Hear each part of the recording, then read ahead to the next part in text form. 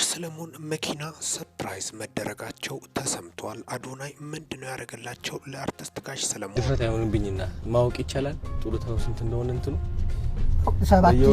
7300 ምናምን በየወሩ ዋው አይ ድፍረት ማለት። ሰላም ጤና ይስጥልን ውድ የቻናል ተከታታዮች፣ ለዚህ ቁም ነገር አዘል ቻናል አዲስ ከሆናችሁ ሰብስክራይብ በማድረግ ቤተሰብ ይሁኑ። በዚሁ ቻናል በዋናነት የሚተላለፉት ወቅታዊና ታማኝ እንዲሁም ሚዛናዊ መረጃዎች ስለሆኑ ሰብስክራይብ ስታደርጉ ደወል ምልክቱን ኖቲፊኬሽን ቤሏን ክፍት ያድርጉ።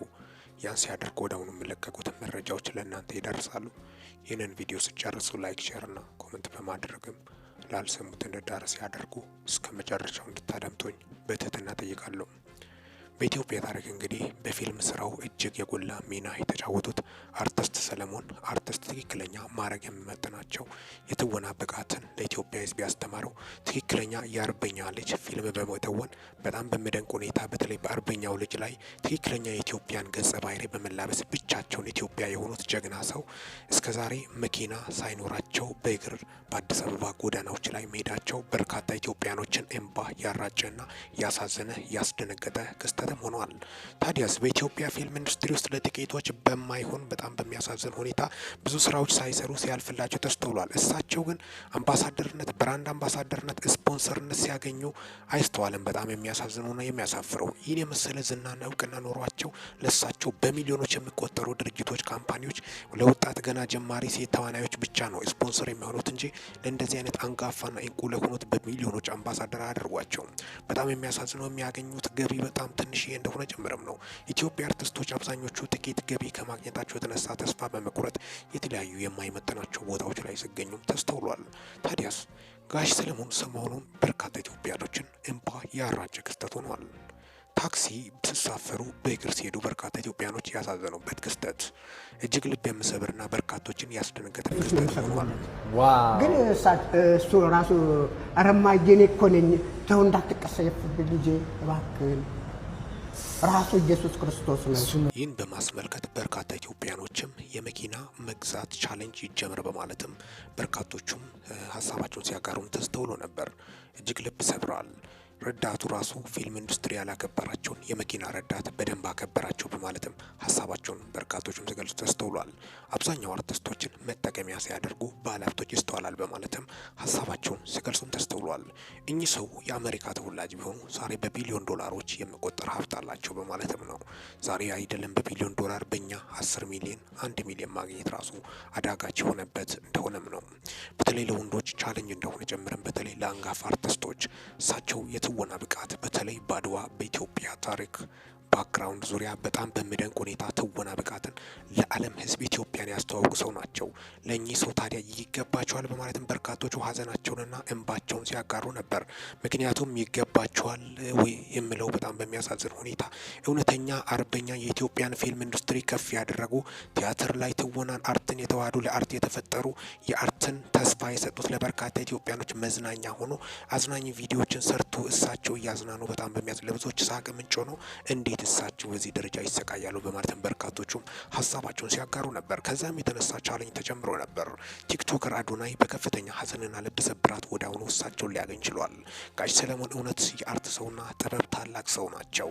ታላቅ ሰርፕራይዝም ቀርቦላቸው ምን አይነት ሰርፕራይዝ ነው የተደረገላቸው? በቲያትር ዙሪያ ከ40 ዓመት በላይ በአርት ዙሪያ የቆዩ ታላቁ የኢትዮጵያ የምንጊዜ ምርጥ የፊልም ኢንዱስትሪ ተዋናይ እንደሆኑ ጀምረን በርካቶቹ የገለጿቸው ናቸው። በጣም ብዙ ትልቅ ታሪክ እንሰራለን። የምን ጡረታ ነው ገና ጀግና ኢነርጂያችሁ በቃ በጣም የወጣት ነው እውነት።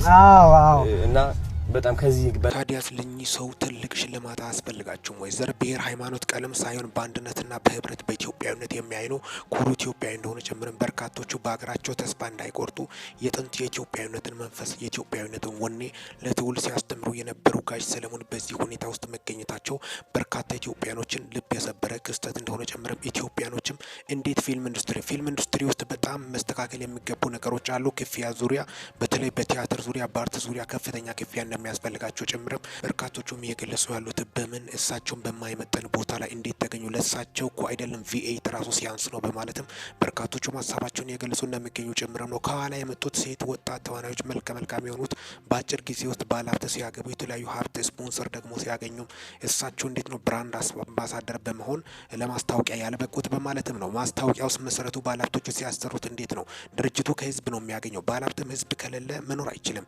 ደግሞም የህዝብ የሳቅ ምንጭ የሆኑት አርቲስቶች ለምንድን ነው በሚገባ ክፍያ የማያገኙት? በማለትም በርካቶቹም ሀሳባቸውን ሲገልጹም ተስተውሏል። ጋሽ ሰሎይ እንግዲህ አንዱ እንቁ የኢትዮጵያ ተዋናይ በእግር መሄድ ነበረባቸው ወይ? በእግር በአዲስ አበባ ጎዳናዎች ላይ መንቀሳቀስ ነበረባቸው ወይ?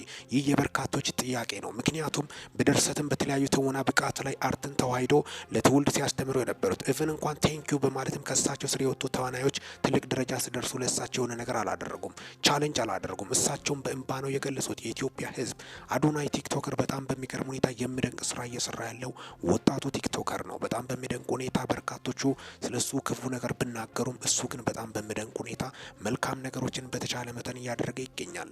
ብዙ ነገሮችን እያደረገ እንደሚገኝ ጭምርም ይህ የአደባባይ መረጃዎች ናቸው።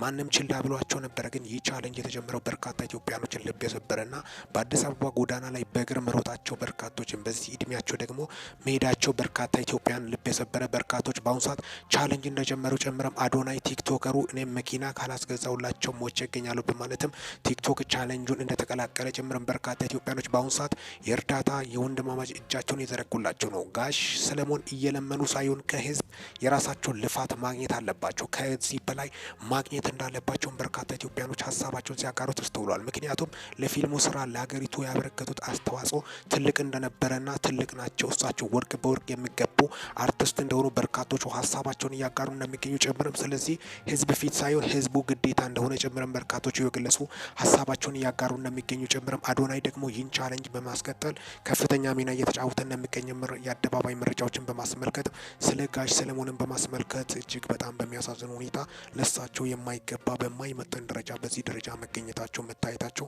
በርካቶችን የሚያሳዝንና ያስደነገጠ ክስተት ሆኗል። ምን ያህል ታማኝና ለስራቸው ታታሪ እንደሆኑ ጭምርም በርካቶቹ የተለያዩ ነገሮች ተዘፍቀው በጣም በሚያሳዝን ሁኔታ ህዝብን አስቀይመው በብዙ ሚሊዮን ረብጣዎች ሲቆጥሩ እሳቸው ግን ህዝቤን ሀገሬን በማለት ሀገሬን ማገልገል ያለብኝ በሙሉ ልቤ ነው በማለት ነው። አሜሪካ ሄዶ መኖር ይችሉ ነበር። ግን እስቲ በታማኝነትም ትውልዱ በሀገሩ ተስፋ እንዳይቆርጥ ብዙ ትውልድ በሀገሩ ላይ ተስፋ አድርጎ እንድንቀሳቀስ፣ እንዲሰራ፣ እንዲለወጥ፣ እንዲቀየር ለሀገሩ ለትውልድ ምን ማስረከብ አለብኝ ከኔ የሚጠበቀውን ማድረግ አለብኝ በማለትም ሀገራቸው ላይ ቁጭ ያሉ ታዋቂና ተወዳጁ የተለያዩ አውሮፓ እድሎችን ጎብኝቶ ሀገራቸውን በታማኝነት ተመልሶ የመጡ ታላቅ የኢትዮጵያ ሰው እንደሆኑ ጭምርም ሀገርን መውደድ በተግባር ያሳዩኝ የእንቁ ተዋናይ 49 ዓመታት አካባቢ ወደ ፊልሙ ስራ ያሳለፉት ለኚህ ታላቅ ሰው ይህ ይገባል በማለት ነው በርካቶች ሀዘናቸውን እየገለጹ ያሉት።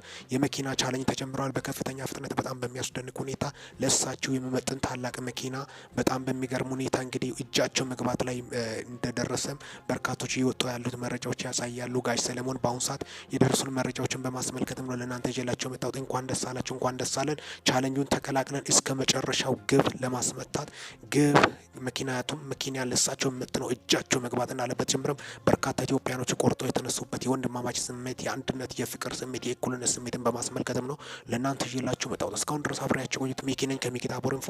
ይህንን ቻናል ሰብስክራይብ በማድረግ ወቅታዊና ሚዛናዊ መረጃ ያገኙ። ሰላም ቆዩልኝ።